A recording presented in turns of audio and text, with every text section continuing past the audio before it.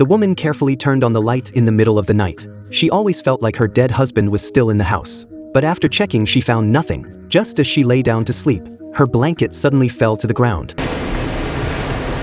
A flash of light then shined on her body. She woke up, but was startled by the clothes rack in front of her. Cecilia got out of bed to check. She found the blanket lying on the floor. Before she could react, a sponge on the stool suddenly sank in. But when she got close, the sponge quickly returned to normal. Cecilia tossed the blanket onto the stool. Just as she lifted the blanket and turned around, something strange happened. Cecilia stared at the blanket and saw a pair of footprints appear on it.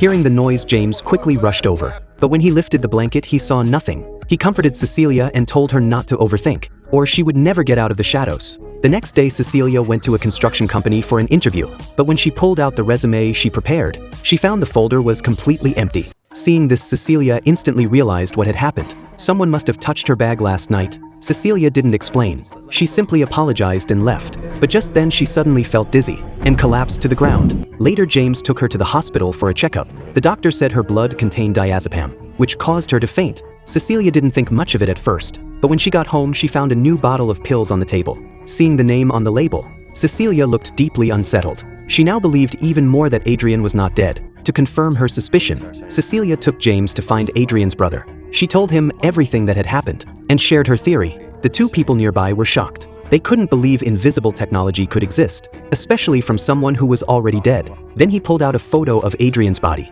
to prove he was really dead. With no one left to talk to, Cecilia turned to her sister. But her sister was full of hate. She had received an email from Cecilia the night before, filled with cruel insults. Cecilia was stunned because she had never sent that email. No matter how she explained, her sister refused to believe her. After returning home, Cecilia opened her laptop and saw that the email really was sent from her own account. Reading the words, Cecilia looked heartbroken because she knew she wasn't the one who wrote it. As she lay on the floor in pain, James's daughter came over to comfort her.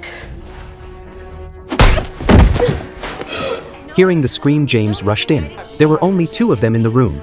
James assumed Cecilia had hit his daughter. No matter how she tried to explain, they both decided to move out, and Cecilia was finally pushed to the edge.